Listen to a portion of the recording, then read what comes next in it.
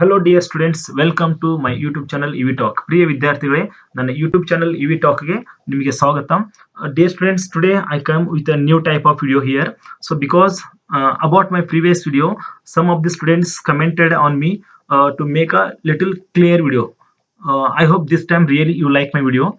Before I start my lesson, I would like to thank one of my colleague and my friend PJ Hankati sir who support me to make these videos, and also especially I thanked Johan whose hard work is always inspired me to make these videos. Thank you so much. Now let's start the lesson. SSLC Social Science Advent of Europeans to India part 3 ಇವತ್ತು ನಾನು ನಿಮಗೆ explain ಮಾಡ್ತಾ ಇದ್ದೀನಿ.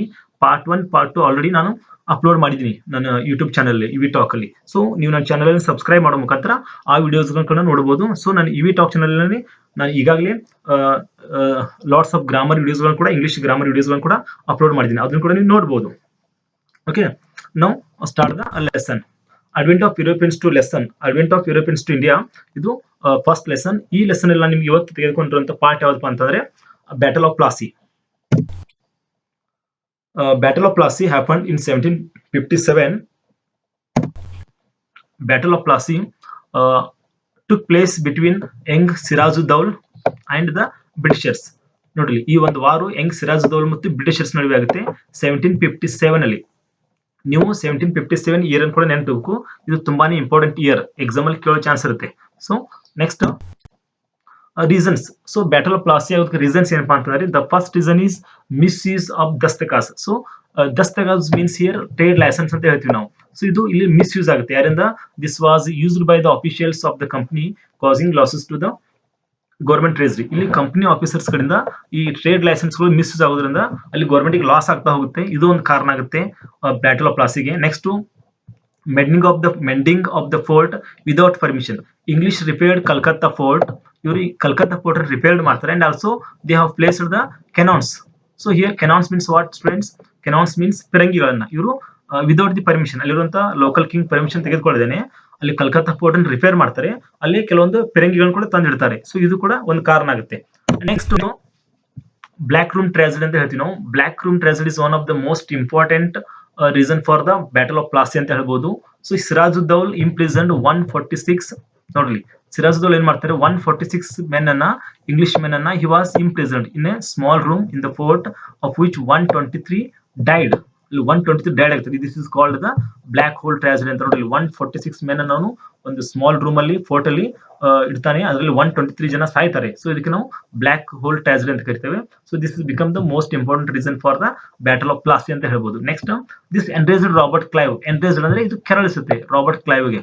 Okay, and gave arrived in Bengal with a huge army. So ಒಂದು huge army ತಗೊಂಡು ಬರ್ತಾನೆ. The war happened between the Britishers and the Sirajuddaula ಆಗುತ್ತೆ. ಇದು ವಾರ್ ಆದ್ಮೇಲೆ ವಾಟ್ ಆರ್ ದ ಔಟ್ಕಮ್ಸ್, ಏನೇನು ಪರಿಣಾಮಗಳಾಗುತ್ತೆ? This war brought out the immorality, lack of unity among the Indians ನಲ್ಲಿ ಒಂದು ಇಮ್ಮಾರಲಿಟಿ, ಅನೈತಿಕತೆ ಹೊರ ಬಂದ್ಬಿಡುತ್ತೆ, ಗೊತ್ತಾಗುತ್ತೆ. Lack of unity, there is no unity, ಒಗ್ಗಟ್ಟಿರಲ್ಲ ಯಾರ ಹತ್ರನೂ ಕೂಡ.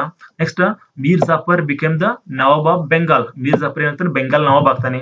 And third is the company gained exclusive rights trade in Bengal. The ಕಂಪನಿಗೆಲ್ಲ ಎಕ್ಸ್ಕ್ಲೂಸಿವ್ ರೈಟ್ಸ್ ಸಿಗುತ್ತೆ ಬೆಂಗಾಲಲ್ಲಿ ಟ್ರೇಡ್ ಮಾಡೋದಕ್ಕೆ. Next Mir Jafar had to pay. Mir Jafar ಎಷ್ಟು ಅಮೌಂಟ್ ಅನ್ನು ಪೇ ಮಾಡ್ತಾರೆ? 17 crores 70 lakhs.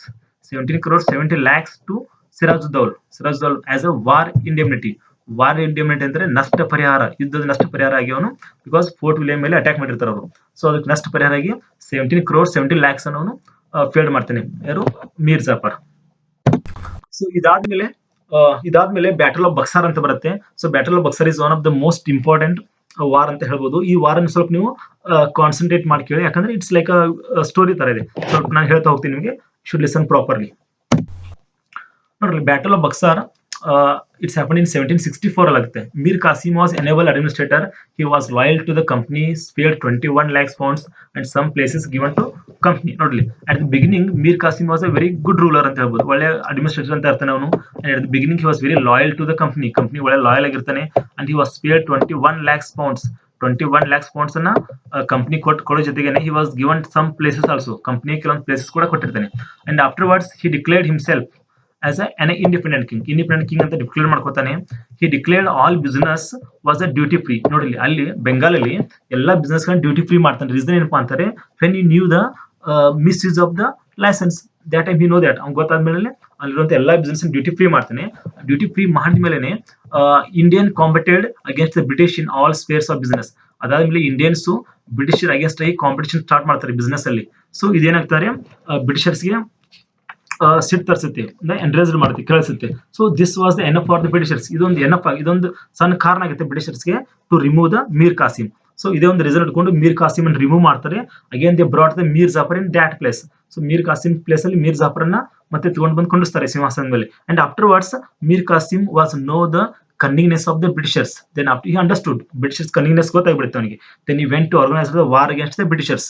ಹಿ ವೆಂಟ್, ಸೊ ಅವನು ಹೊರಗಡೆ ಹೋಗಿ ವಾಸ್ ಆರ್ಗನೈಸ್, ಒಂದು ವಾರ್ ಮಾಡೋದಕ್ಕೆ ಬ್ರಿಟಿಷರ್ ಅಪೋಸಿಟ್ ಆಗಿ ಒಂದು ಎಲಿಯನ್ಸ್ ಅನ್ನ ಆರ್ಗನೈಸ್ ಮಾಡ್ತಾನೆ. ಅದ್ರಲ್ಲಿ ಯಾರು ಇರ್ತಾನೆ ನೋಡ್ರಿ, ಒಂದ್ ಸೈಡ್ ಅಲ್ಲಿ ಮೀರ್ ಕಾಸಿಂ ಇರ್ತಾನೆ, ಆಮೇಲೆ Mughal emperor ruler Shah Alam second ಇರ್ತಾನೆ, ನವಾಬ್ ಅಂತ ಸಿರಾಜುದ್ದೌಲ ಇರ್ತಾರೆ. ನೋಡಲಿ ಒಂದ್ ಸೈಡ್ ಮೀರ್ ಕಾಸಿಂ, ಶಾ ಆಲಂ ಸೆಕೆಂಡ್, ಸಿರಾಜುದ್ದೌಲ ಇರ್ತಾನೆ. ಇನ್ನು ಅಪೋಸಿಟ್ ಸೈಡ್ ಅಲ್ಲಿ ಬ್ರಿಟಿಷ್ ಆಫೀಸರ್ ಹೆಕ್ಟರ್ ಮನ್ರೋ ಇರ್ತಾನೆ. ಸೊ ಇಬ್ಬರ ನಡುವೆ ಒಂದು ಗುಂಪು ಮೀರ್ ಕಾಸಿಂ ಸೈಡ್, ಇನ್ನೊಂದು ಹೆಕ್ಟರ್ ಮನ್ರೋ, ಇವ್ರ ನಡುವೆ ಒಂದು ವಾರ್ ಆಗುತ್ತೆ 1764 ಅಲ್ಲಿ ಬಕ್ಸಾರ್ ಅಲ್ಲಿ. ಈ ವಾರಲ್ಲಿ Mir Kasim was defeated and he run away from the battlefield. Mir Kasim ಅಲ್ಲಿಂದ ಓಡೋಗ್ಬಿಡ್ತಾನೆ. Next Shah Alam second surrender ಆಗಿಬಿಡ್ತಾನೆ. ಸೊ ಇದಾದ್ಮೇಲೆ ಬ್ರಿಟಿಷರ್ಸ್ ನ್ಯಾಚುರಲ್ ಆಗಿ ವಾರಲ್ಲಿ ವಿನ್ ಆಗ್ತಾರೆ.